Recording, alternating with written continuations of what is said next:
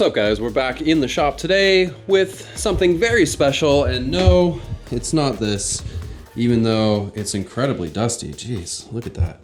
God, I gotta get back to work on that. Let me know if you guys wanna see some of this content. If not, no worries, you're probably gonna see it anyway, but we'll get to that at some point. However, what we're here for today is this. Now what is this? Take a look at it.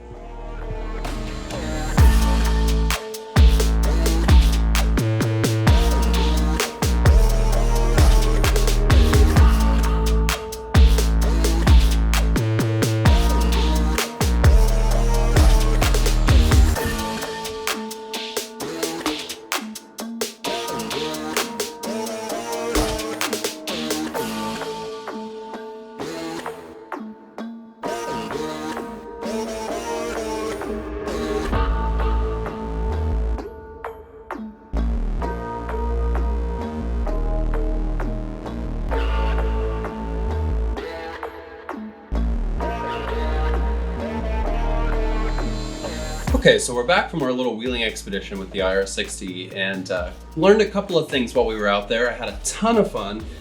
One of the things I learned was we need a little bit more weight. So as heavy and as chunky as these big fat Ovonic batteries are, most of the weight is unfortunately in this brass skid, which is not a huge deal. It is the lowest point on the chassis, so it keeps the chassis center of gravity fairly low. But I would like to add more weight to these axles. These wheels are extremely light. The axles are all aluminum. There's no brass in them whatsoever. And so consequently, there's not a whole lot of weight holding these tires down. That paired with these stiff foams that came with the tires from the factory just don't give the truck the opportunity to utilize all of the traction that it could have, I think, if we add a little bit more weight to the axles, as well as soften these tires up with some of the Endura silicones that they've come out with recently. And while I was out there on the rocks, I also noticed that I think this truck would do very well with Overdrive. I think Overdrive would benefit this truck tremendously. Now, it's not something I typically go after because in the full scale world, you never will see a truck with different front and rear axle ratios.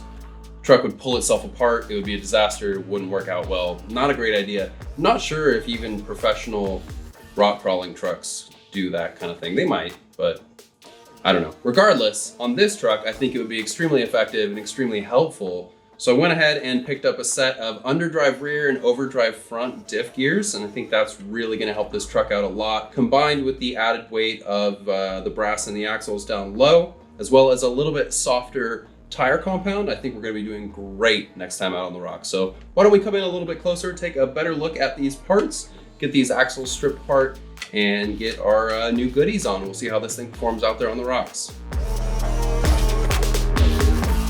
Okay, so what do we have here for this awesome little truck? This thing has been nothing but fantastic. Incredibly capable. I absolutely love it. Super awesome little rig. First though, what I've noticed is that most of the weight, like I said, is in this skid plate in the center of the chassis here. Now that's fine with me in terms of center of gravity, but I do want to shift some of that weight bias to the axles. Also, as you can tell, we don't have a whole lot of squish in the tires. Now these are vented, so they're not gonna suck up on themselves, but I would like to vent them a little bit more. They don't seem to be super quick. They like to take their time a little bit. And especially with those silicone inserts in them, I think it's gonna be important to vent them a little more. So we will take them off, clean them up, vent them, strip the axles down, get them ready for all our new brass parts, as well as the underdrive and overdrive diff gears. And then I think we're gonna play with the shock mounting a little bit as well to try to get this thing to sit a little bit lower and maybe flex out just a bit more. Kind of limited on the front end, and I was hoping to maybe improve that a bit. But we'll see what we can do. So I think the first step is gonna be to pull the body off, pull this thing apart, strip the axles down, wheels and tires off, and go from there.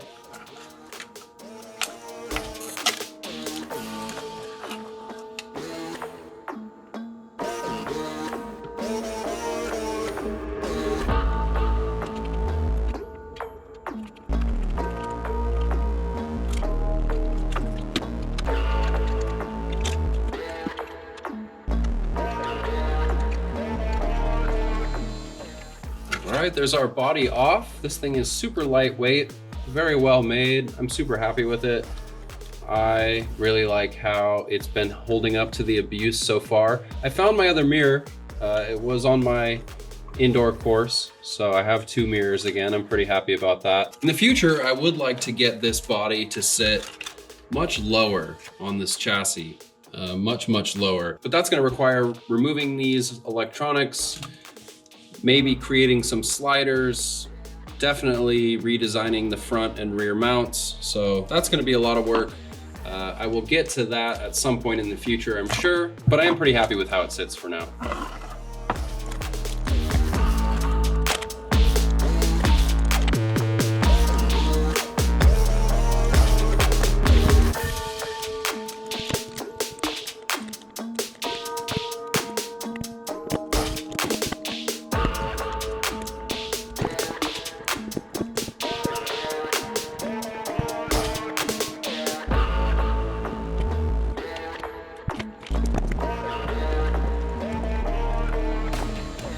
Okay, so there's our front axle out, and other than using way too much Loctite on everything, it wasn't too difficult at all. There's our Fat Viper in there, chilling, looking beautiful. I love that motor, so cool. So now that we got our front axle out, we can start disassembling it and replacing some of these parts. Now, I won't be able to use any of the Injora or Trial steering links, as far as I know, for this axle, being that it's a +4mm axle. I don't see any brass links on anybody's website for these, so I might end up making one. In the future, I know I do want to go to a lay down servo so that I can drop the body down a little bit farther, and I think that's gonna require making my own links anyway, so we'll see how that goes. Right now, we're having a little bit of a hardware problem. That's one thing. I do definitely need to invest in a tool set, a quality RC specific tool set. That's something I do not have, that I've been putting off for some reason, and every time I go to work on my rig, I regret it. So next time for sure, we will have a nice quality tool set. I am tired of this. Yeah, way too much Loctite on everything. That's for sure. Down to our bare axle. Let's get the knuckles and hubs off. And then we'll go ahead and pull the diff out.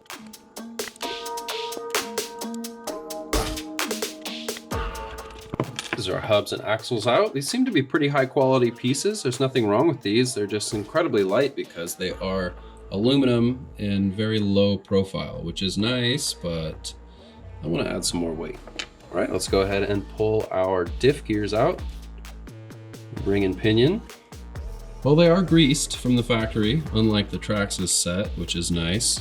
And they are metal, so that's nice as well. Okay, here's our axle assembly completely broken down. You can see everything in its respective place. Now we can go ahead and start adding our upgrades. The first thing I want to start with is our new hubs and our diff gears. But first I want to weigh everything and see what kind of an advantage we're going to be getting in this front axle with the hubs, knuckles, and diff cover. So let's break out the scale and see.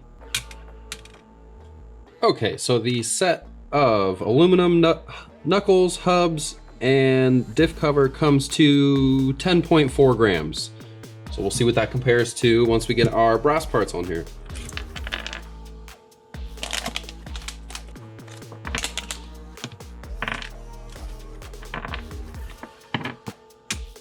Okay, so the brass hubs, knuckles, and diff cover come to 42.1 grams. So it's a little less than 4 times as heavy as the aluminum part. So that's gonna put a lot of weight bias down low in our front axle right where we need it. So let's get this thrown together so that we can get it back in the truck and get on to the other one.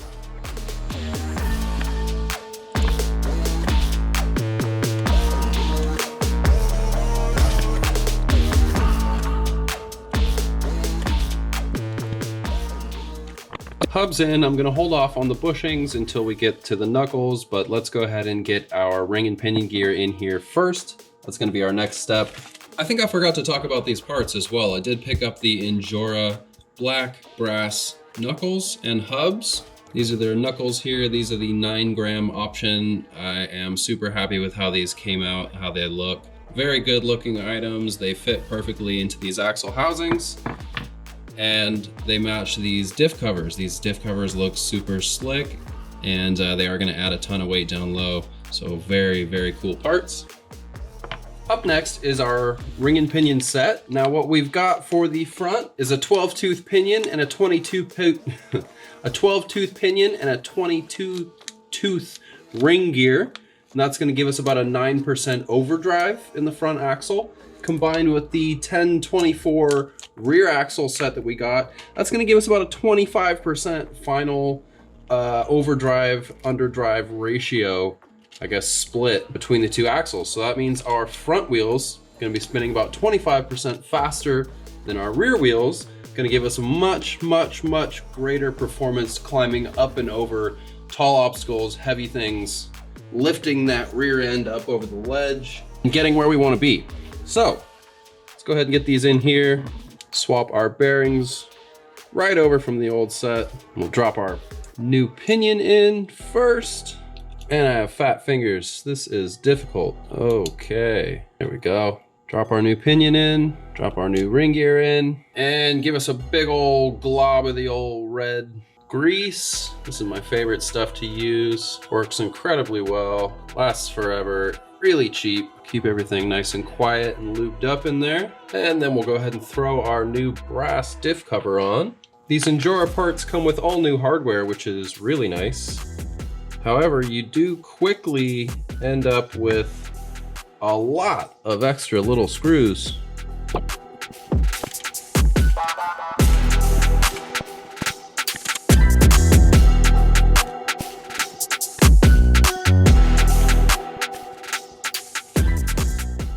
right, perfect, yeah.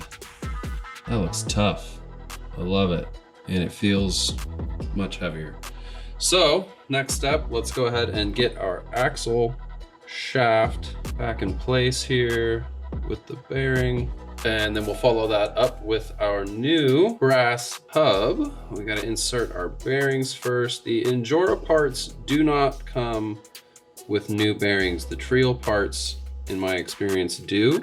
That seems to be one of the main differences as far as quality and that kind of thing. Okay, so little shims go in first on the inside. Then I think it's best that the hub and the axle go in together as one unit. The axle does kind of want to fall apart if you don't hold it together with the hub bearing. Slide everything together. That is coming together very nicely.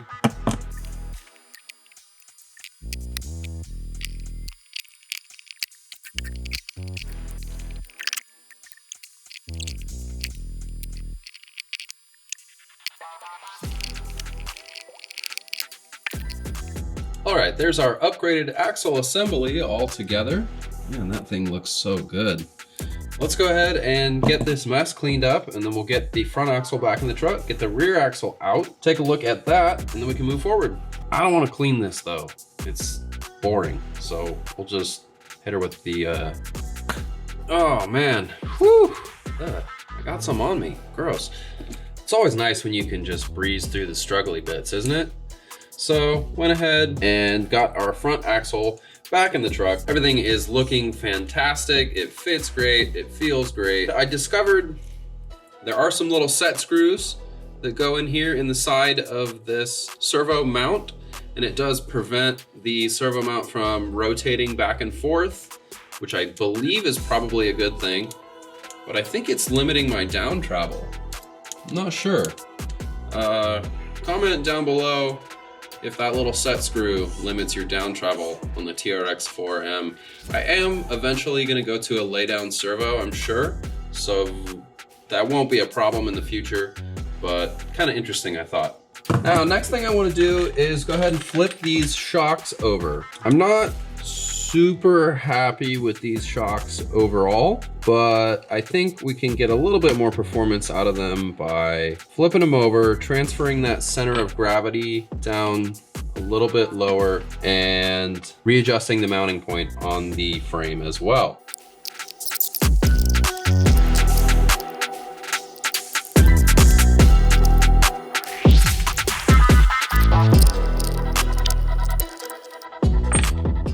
Okay, after a little bit of experimenting, it seems like the optimal place to mount the shocks in the front is going to be right here. That did necessitate relocating the front strut tower brace. I think I'm going to try to put it in front of the shocks, right between the shocks and the steering servo. Everything should work out perfectly. That gives us a good amount of articulation and plenty of travel on the shocks. We're not bottoming out, which is good, and we're not fully extending the shocks either, which is good. I wish we could get a little bit more travel out of this. I think these little set screws are limiting me pretty severely, but we'll figure it out. I don't know if that's a problem or not. I think that's like a built-in limiting strap almost, right? I mean, that keeps the front end down up on the uphill, I guess. I don't know. Let's get the other shock on. We'll pull the rear axle out and take a look at that.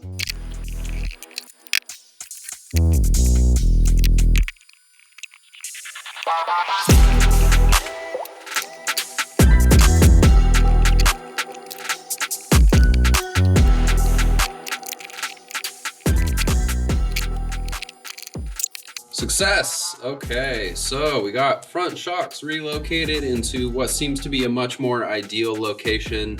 Front strut tower brace moved forward so that it's not interfering with those, or the steering servo. I think those set screws are gonna act as kind of a built-in limiting strap to keep me from going too far down in the front. Everything looks great, it feels great. Let's go ahead and pull the rear diff apart. I am gonna flip the shocks on this as well just to lower some of that center of gravity, but I don't need to pull this axle out because all I'm gonna do is the diff swap, I believe. I think I can get away with just rotating it down. So let's see, let's go ahead and take this apart.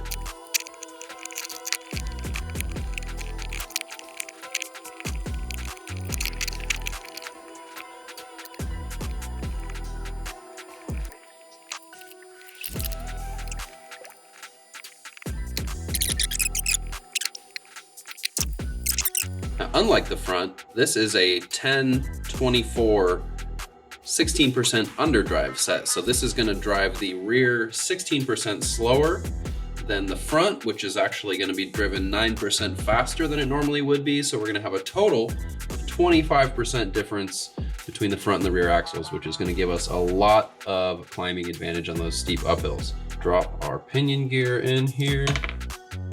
I can get my fat fingers on it, swap our bearings over, and we'll drop that assembly in. Go ahead and put our axle shafts back in, along with their bearings and the retaining screws. Axle shafts back in place. We'll go ahead and stuff some of our lovely red grease in here.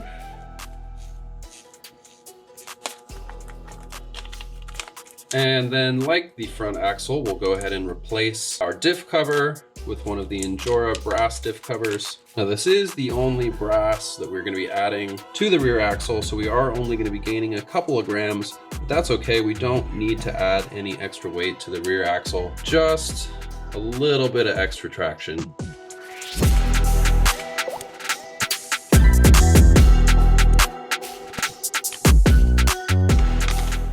All right, great. That looks absolutely awesome. I'm pumped on that. Looks just as good as the front, of course. And I'm gonna go ahead and play around with some shock mounting locations for a little bit. I'm gonna get this cleaned up, get everything put back in place, and then we'll move on to our next fun bits, all right? Just like this, just like that. Woo! Wish it was that easy in real life. I did end up leaving the rear shock mounts in the same location. That seems to be the ideal place for them, but I went ahead and flipped it over. So we added a little bit more of that weight low down in the chassis. This thing is starting to feel hefty down low. Next up, you may have noticed I haven't put the brass hexes back on yet. That's because one of the next parts we have loud noises is some extended brass hubs and hardware from Injora. These are gonna add just a little bit more weight down low right at the hub. Go ahead and push these wheels out a little bit farther away from the body. The front end at full flex, at full lock, does rub pretty severely right here on the front end. And I don't want to trim this body, it's beautiful. So push these wheels out a little bit more, we'll gain a little bit of stability and a little bit of weight. You know, it's gonna look cooler too, so why not? These do come with hardware, which is really cool. You get extended hardware, so you don't have to worry about your axles being long enough. Of course, these go on just the same as any other hex, and then your wheel will hold it in place. Speaking of wheels, we've got to go ahead and disassemble this guy here and pull everything apart because we have new inserts and some brass rings to add. These wheels come with the aluminum rings. I don't know if it was an option or not when I ordered these. It probably was, and I just wasn't paying close enough attention. But I did notice that these wheels do come with brass rings installed already. I didn't see that when I ordered these, and I can assure you that if I had, I would have just ordered them that way. Separate our two halves, pull out our aluminum clamp ring, and go ahead and replace that, and also the ugly gray foam. So here's our super soft yellow Injora silicones. I went with the yellow and not the green because this truck is fairly light for what it is. It's not incredibly heavy, so I think these are going to give me a great amount of squish and a lot of traction, especially with these King Trekkers. They're not the softest tire in the world as it is. These big beefy side lugs here give it a pretty stiff sidewall, so the super soft yellows will be a good match for that, I think. We'll go ahead and get these stuffed in here, and then we'll go ahead and replace our rings as well. Exactly the same dimensions as our aluminum ring, but considerably heavier. This one looks like comes pre-drilled, so that's nice to get some venting up the tire. And let's go ahead and grab the scale so we can see how much this thing weighs. Aluminum ring comes in at 4.2 grams. Brass ring comes in at 12.8 grams. So that's about 3 times as much per wheel. That's a nice gain overall. So let's go ahead and get this whole stack torn down.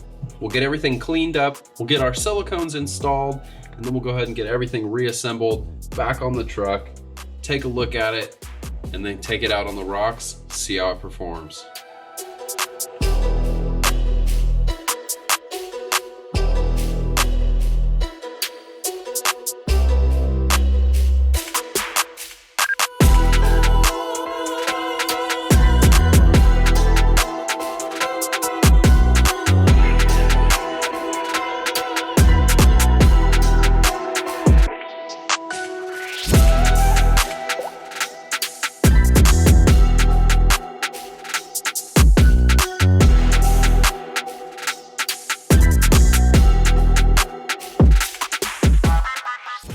All right, there she is.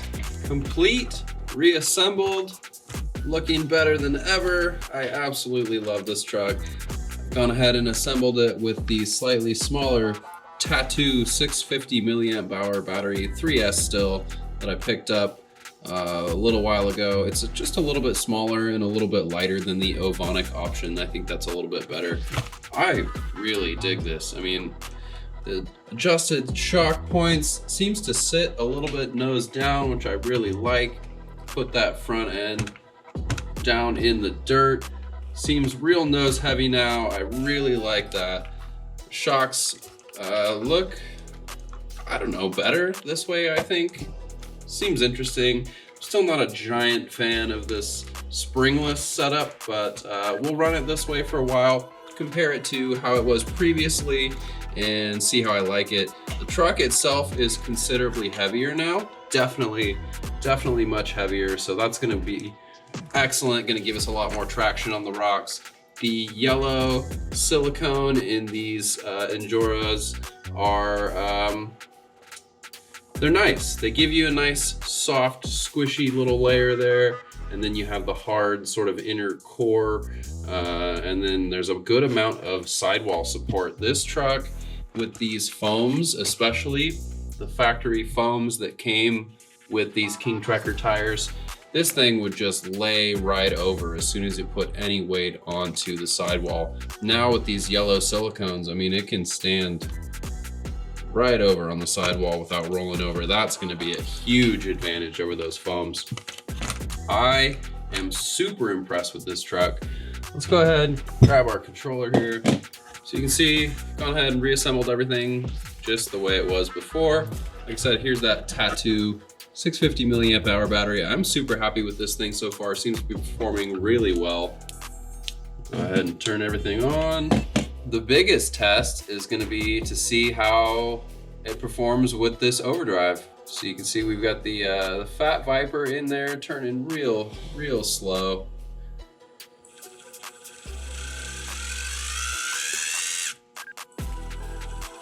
It's hard to tell. Truck sits way lower, way wider. I'm really happy with the mods we've done so far. I think this thing is gonna be an absolute beast on the rocks now. I can't wait to get it out.